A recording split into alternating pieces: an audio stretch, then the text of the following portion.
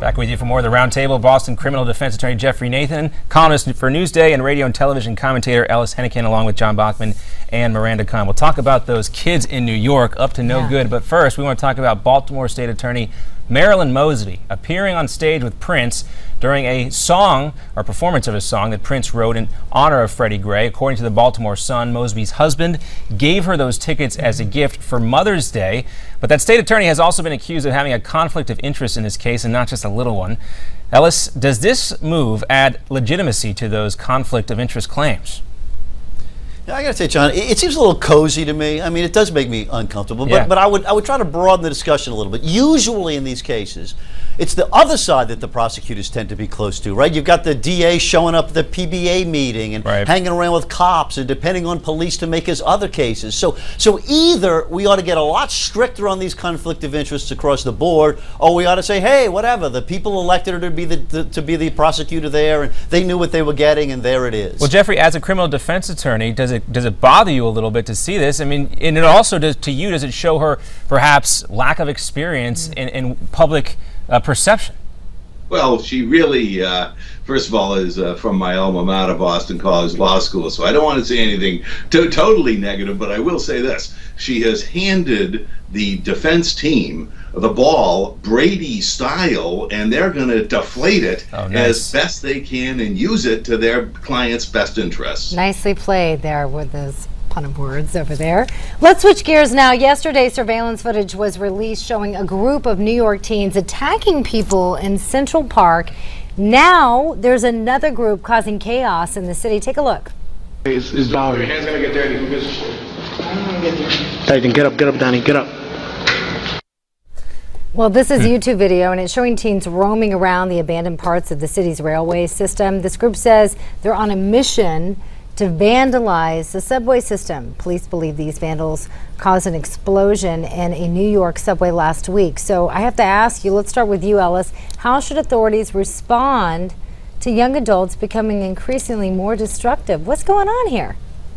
Well, they should use the law. I mean, arrest them. All this stuff is against the law. It all carries serious criminal penalties. Be a little careful pretending this is a trend, because all the crime numbers in New York are still extremely low by historic standards. Maybe so not just in New York, let's not try to turn this into some kind of crime wave, because it really isn't. No, we know that crime has been down. We've reported it several times here at Newsmax. But when you look at what also goes, when you look at unemployment among young Americans, I mean, I don't want to make this particular case with these New York teens a trend, but I think it is, Jeffrey, fair to say that there perhaps are more disaffected youth in this country, and that is potentially a powder keg.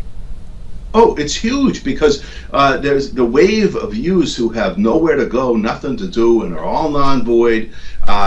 You know, we have to figure out a way to reallocate our financial resources away from the fat cats and down into the urban areas, because if we don't do something to restructure society's outweighed income for the upper 1% and get some income down below, we're going to be in huge trouble, because we don't have the resources to prosecute all these kids. How's that? We just don't. Well, and speaking of that, you said process all these kids. Let's talk a little bit about incarceration. It's been, a lot of our politicians have been talking about it, that it's a huge problem. So what are your thoughts, Jeffrey? To restructure the tax code to mandate that the millionaires and billionaires do something for this country that has been so good for them, and get this income down into the urban areas so that these kids have a chance, so they don't wind up being proud of the fact that they're served a sentence and now they're on parole. Jeffrey and Ellis, and you guys probably both agree on what Jeffrey is saying here, but there has been lots of money thrown at these urban areas without much success to show for it. The whole war on poverty, we can go back to that. Is it time maybe to start from scratch? I mean, I thought Jeffrey was positively eloquent right there. Just write down what he said. Listen to him. But Ellis, I mean, again, you know, and people talk specifically about Baltimore. There have been a number of federal, state, and local programs specifically designed to stop what occurred prior to the riots that we just saw recently, but yet it's well. Let's occurring. agree. Let's agree that this is a failure, right? That there are too many young people with too little to do and too much criminality. Now, some of it we can blame government for, but let's blame a lot of it on the private sector. I mean, those people don't have jobs. Where's free enterprise getting in there and providing decent employment for all those kids? Let's spread this blame around a little bit where it belongs. Well, we know President Obama is talking about this very subject today at Georgetown University. We checked in on that not too long ago, but certainly a topic that we'll hear more about on the campaign trail as well, guys, I'm sure. President Obama saying, highlighting some of the same aspects you guys just talked about. He doesn't have any leadership in Congress to back him, but do you think he can do anything with about 20 seconds left to go? Real quick answer from both of you, with 2 years left in his term.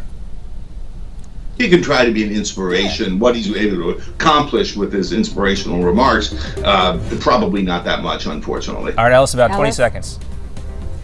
Go, executive order, go. Do what you can, Mr. President. You've still got a lot of power. Don't be a wimp in these last months and year, right? All right, we'll see if the GOP tries to stop him. Guys, thanks so much for your time. Thank you for joining us. Ellis Hennigan and Jeffrey Nathan, thank you both for joining us on our roundtable discussion. Still more to come. You're watching Newsmax Now.